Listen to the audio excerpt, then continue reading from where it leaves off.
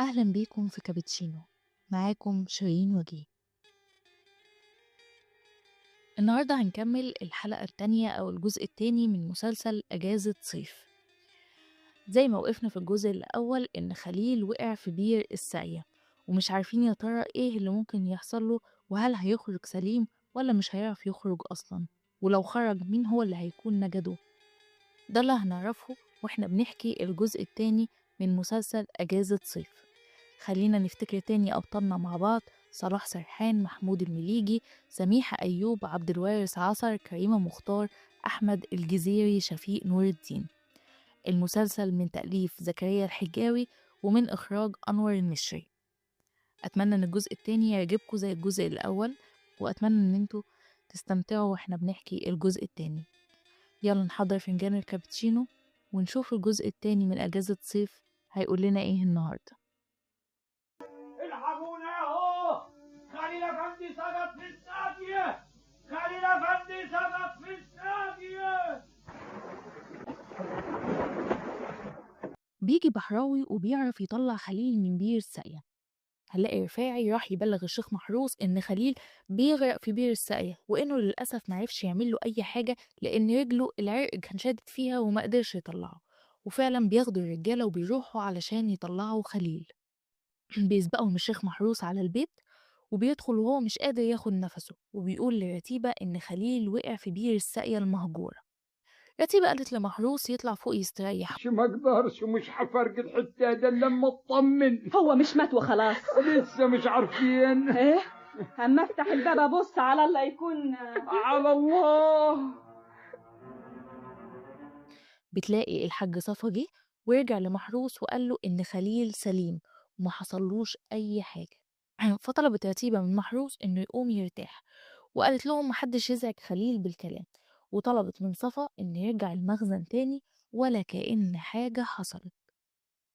فعلا بيطلع محروس أوضته وبتفضل رتيبة واقفة مستنية خليل، وأول ما بتشوفه بتفضل تعيط قدامه، وطلبت منه إنه يروح معاها على السلاملك، وطلبت من وصفة تروح تجيب بدلة تانية لخليل. لما سألها خليل على محروس قالت له يسيبه لأنه كان مخضوض عليه جدا، وهي كمان محتاجة ولا شهر علشان تعرف ترجع لصحتها تاني لأنها يعني اتخضت عليه جدا. وسألته ايه اللي حصل بالظبط، ومين اللي قاله يعمل كده وينزل في بير الساقية، والرجالة كانت فين، ومين اللي نجده. قال لها إن اللي نجده وطلعه من بير الساقية هو بحراوي. جت وصفة بالبدلة وهي بتعيط. جرايه يا بنت انت، انا عارفاكي غراب بيه، اجري اطلعي بره من هنا. معلش خليها تستنى معانا، مش لازم تطمن هي كمان يا رتيبة هاني. وابتدى خليل يحكي لرتيبة اللي حصل بالظبط. احنا في المعاينة وانا مصر على ان الساقية لها فايدة في الري، ورفاعي. وبعدين بقى هو احنا في مناحة؟ الله جرى يا وطف، ربنا لطف يا حبيبتي وخلاص. اظن بقى بعد كلمة يا حبيبتي دي لازم تعقلي. ها؟ وبعدين نزلت على قنطرة الساقية، تقولي القنطرة كانت مستنياني. ورفاعي كان فين؟ مسكين اتلاها لما شافني وانا محتاس، القنطرة بتتكسر تحتي وانا فارد ايديا وبزعق. وهيعمل ايه هو بقى في السعادي؟ طري يجيب رجالة وحبال علشان ينجدني. وبحراوي لقيته ورايا زي الجن. انا نزلت المية والمية مش شايلاني، وفضلت هبش ودب صوابعي في جدار البير علشان ما اغرقش لغاية ما لحقني ومدلي عصايته. تاني يوم الصبح رتيبة سألت خليل عن رأيه في الأرض بعد المعاينة اللي عملها. قال لها إن هما لازم يدفعوا باقي الفلوس للناس ويسجلوا الأرض، لأن فعلا الأرض تستاهل في الفدان 300 جنيه ومش هيقدر يشهد بحاجة غير كده. وقال لها كمان إن الأرض لما تتخدم كويس هتجيب فلوس أكتر من كده. رتيبة قالت له إنها هتوافقوا على كل اللي هيقوله بس على شرط واحد: إنه يقنع عمه إن 20 فدان دول يتكتبوا باسمها. خليل قال لها إن هم صعايدة ومش من عوايدهم إن هم يكتبوا حاجة للستات، وإنهم لازم يمشوا بشرع ربنا. بالليل خليل بيروح يحكي المحروس وصفا ورفاعي إن هو كان بيتمشى في الأرض بعد الغدا وكان واخد وصفة معاه، وشاف رجالة ناحية مكنة المية، وإن لولا إن وصفة كانت معاه كان مسكهم، لكنه ما قدرش يسيب وصفة لوحدها. بس هو مش عارف هو شايف الرجالة دول فين قبل كده. طيب، وطول ما احنا طيبين نبقى خايفين. سلوا بلادنا كده، واذا اتكلمنا هيعيطوا ويقولوا ما عملناش ومستعدين ندفع قيمه اللي تلف، وعم الشيخ محروس هيتهيأ انهم ملايكه. بس خليل قال لهم إن هو لازم الموضوع ينتهي بأسرع وقت ويسددوا باقي تمن الأرض. بس برضه رفاعي كان ليه رأي تاني. وعود وكلام عامل زي غزل البنات منفوش، لكن نتيجة مفيش. كلام ايه اللي منفوش؟ عمك يا خليل افندي هو اللي مش حازم معاهم. ما هو لازم كمان العرق يتقطع ويسيح دمه. محروس بيقول لخليل إن هم معزومين الليلة على فرح في عزبتهم، ولازم يلاقوا حل للي بيحصل ده. بنلاقي بعد كده إن رتيبة قابلت خليل وقالت له إن هما هيدفعوا باقي تمن الأرض، وقالت له كمان إن عمه وافق ينقل لها 20 فدان باسمها بكلمة منها، وإنه لو كانت وصت لها كانت هتشيلها له جميلة.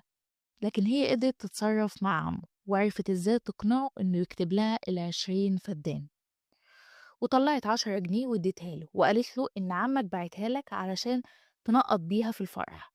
خليل قال لها إن هو مش محتاج ينقط حد لأنه لسه تلميذ، بس رتيبة قالت له إن هو ده سلو البلد هنا، وإن كل واحد بينقط حسب قيمته هنا، ولازم ينقط نقوط يليق بعمه. بس برضه خليل رفض وقال لها إن هو لو حب ينقط هينقط من فلوسه هو مش من فلوس عمه. طب بشرف عمك وشرفي لازم تاخده، انت بتتكلمي ازاي رتيبة هانم؟ ورحمة أبويا لازم تاخده. الله، انت بتتكلمي ازاي بس؟ اخدهم بأي صفة؟ اما حكاية غريبة صحيح. أنا قلت بشرفي وحلفت برحمة أبويا، عيب بقى. محروس ورفاعي راحوا لخليل وقالوا له إنهم قرروا ياخدوا الفلوس معاهم الفرح ويسدوا باقي الفلوس علشان خليل يبدأ في خدمة الأرض. ولما سأل خليل عمه عن الملكية هينقلها باسم مين، افتكر محروس في الأول إن خليل بيحاول يقنعه إنه ينقل الأرض باسم رتيبة، وقال له إنه لسه هيشوف الموضوع ده. بس رفاعي اتدخل وقال لمحروس إنه يتفق بالمرة مع رتيبة وينقلوا الأرض باسمها.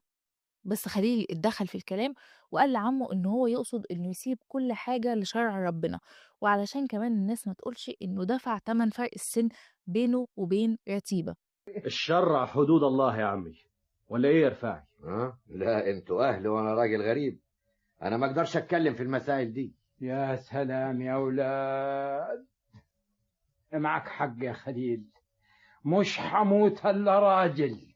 اعتبر الموضوع ده منتهي، التكليف حينكتب باسماني. راح رفاعي بسرعة وقال لرتيبة على كل اللي عمله خليل مع عمه، وقرروا إن هم هيتصرفوا بطريقة تانية. مش الليلة الفرح؟ ايوه.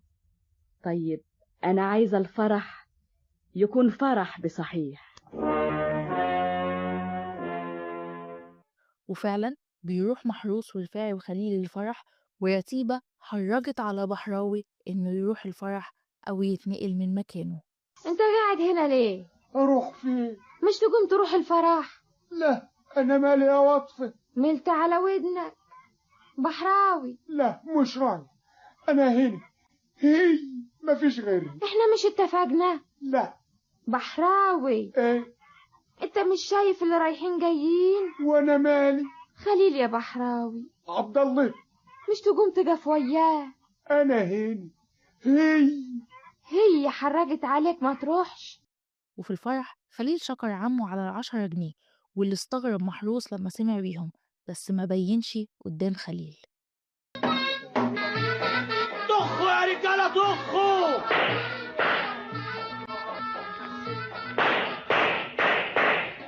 احبك يا بحراوي الله سيبني. خليل الرصاص صعبك.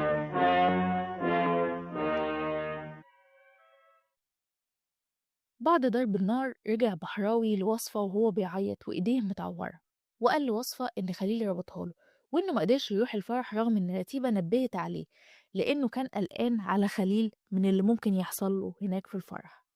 ولما سألته وصفة عن مين اللي ضرب النار قال لها إن هو خايف يتكلم. وبسلامته سبع البرمب. رفاعي بلاش اعملي معروف. تاني يوم الصبح رتيبة سألت الشيخ محروس عن اللي حصل في الفرح، قال لها إن بحراوي ده فيه شيء لله، وهما بيضربوا النار الرصاصة كانت هتيجي في قلب خليل لولا إن بحراوي جه مرة واحدة وحضن خليل ووقعه على الأرض، وهو بيقع الخرطوشة جت في بحراوي وأنقذ خليل من الرصاصة اللي كانت هتيجي في قلبه. يعني بحراوي اللي نجاه؟ شوف القضا واستعجبي. فعلا. وهما بيتكلموا وصلت صباح. صباح دي صاحبة رتيبة. هي المرة دي ناوية تقعد كتير؟ 100 مرة أنا بقول لك كل اللي بيجوا يزوروك من أصحابكم وصباح ديكم، عمري ما لقيت نفسي غريب عليكي إلا لما دي تيجي هنا. وبنعرف وهما بيتكلموا إن أبو رتيبة ضيع أملاكها وأملاك مامتها، حتى خالها ضيع فلوسه على تيغزات القمار، وإنها شايفة إن لازم تكون الفلوس هي كل حاجة في حياتها. طيب خلينا هنا. ها الدكاترة قالوا لك ايه؟ قلت لك 100 مرة مفيش فايدة مفيش فايدة. يعني مفيش خلفة. ما تسيبيني بقى ساكتة بهمي، أنا عارفة حظي في الدنيا كده ليه. وإن كل محاولاتها مع الدكاترة لحد الأحجبة برضه ما جابتش نتيجة، وإنها خايفة لحسن محروس يروح يتجوز عليها علشان يخلف ويجيب حد يشيل اسمه ويورث كل الحاجة بتاعته، علشان كده بتحضر نفسها علشان يوم ما يسيبها ما تبقاش أقل منه. طيب يعني انت ناقصة نصاحة؟ ما تفضلي وراه لغاية ما يكتب لك حاجة. ما هو كان خلاص، إنما الجدع قريب وخلاه رجع في كلامه تاني. بس فهمت. لازم قريبه ده من العصب، ابن عمه، يبقى هو الوريث الشرعي. وهم بيتكلموا بيطلع رفاعي علشان يقابل رتيبة. اللي رتيبة بتعامله معاملة وحشة وبتطرده كمان من العزبة، لأن هو ما قدرش ينفذ لها ولا طلب من طلباتها، وقالت له إنها هتعرف تتصرف لوحدها. ولما جه يطالب بحقه اللي اتفقوا عليه رفضت تديله أي حاجة، بس هو طبعا ما عجبهوش الكلام ده. كنت فاهمة إن إحنا بنلعب؟ طب مش هرحل وقاعد هنا ووريني همتك وهنشوف.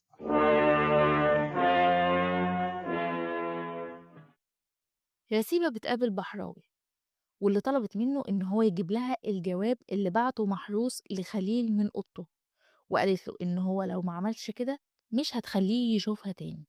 إذا ما نفذتهوش عمرك ما هتشوفني ولا هتشوف شباكي مفتوح لا بالليل ولا بالنهار. بالليل بيدخل خليل عند رتيبة وبيطلب منها الفلوس علشان يدفعوها باقي تمن الأرض. وهنا رتيبة بتسأله عن رأيه في بحراوي، قال لها إن هو راجل مبروك، ولولا بس اللي عنده كان بقى راجل كويس، كفاية إن هو أنقذه من الموت مرتين. رتيبة راحت مطلعة الجواب وقالت له إن بحراوي هو اللي أخد الجواب ده من أوضة خليل. لما خليل ما صدقهاش قالت له: انت عايش هنا في وسط خلق حوش، صفا بيسرق من المخزن وواطفة بتولس على صفا وعلى بحراوي. بحراوي حاولنا 1000 مرة نبطله مد الإيدين في الجيوب ونقل أسرار الخلق، مفيش فايدة. وطلبت رتيبة من خليل إنه يخلي باله، وإذا حب يقول حاجة لوصفة ما يقولهاش قدام بحراوي، لأنه بيقولها لكل الناس الخدامين والفلاحين، وكل الفلاحين دلوقتي ما عندهمش سيرة غير إن خليل بيحب وصفة وبيتفسح معاها في القمر بالليل. مرات عمي، جرى إيه؟ مكذوب زي ده يخليك تتعب بالشكل ده؟ أنا في الكلام اللي بتقوليه عن وطفة. ومين يصدقه؟ بس انت خد بالك. خليل قال لها إن هو جاي علشان عمه بعته ياخد الفلوس علشان يدفعوها للشيخ رضوان، وقال لها كمان إن عمه قال له يروح هو يجيب الفلوس علشان متأكد إن رتيبة مش هتكسفه. رتيبة قالت له: تفتكر لما اديك الفلوس عمك هيفرح؟ قال لها: أكيد. ما تفتكرش انه يتضايق لما يلاقيني بسمع كلامك انت وكلامه هو لا. لا لا لا، ما افتكرش، عمي راجل عاقل. إذا كان بيغير من صباح. يا الشيخة. خليل قال لها إن هو كده كده خلاص مأموريته خلصت وهيبدأ يرتب موضوع سفره.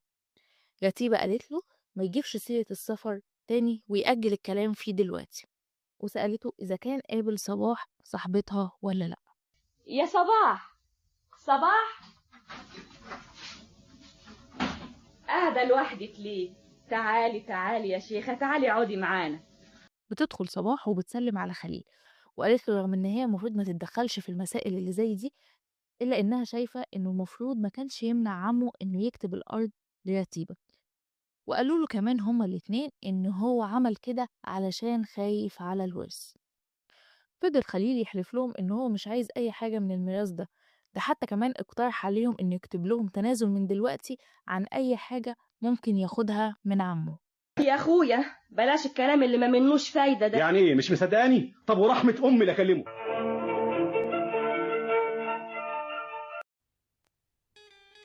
كده نكون خلصنا الجزء التاني من مسلسل أجازة صيف.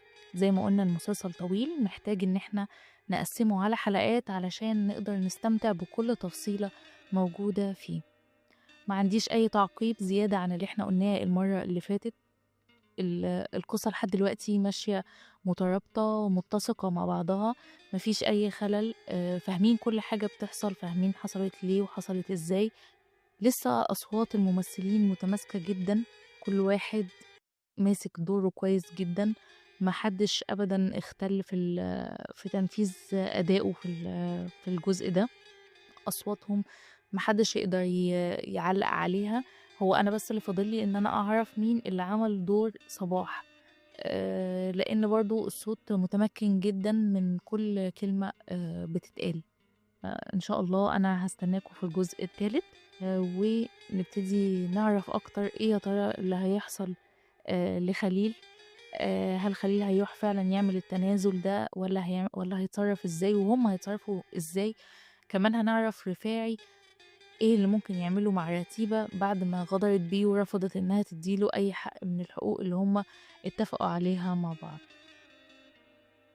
اتمنى ان الجزء ده تستمتعوا بيه، وكالعادة خلصت الحلقة بسرعة والوقت معاكم بيعدي بسرعة جدا جدا.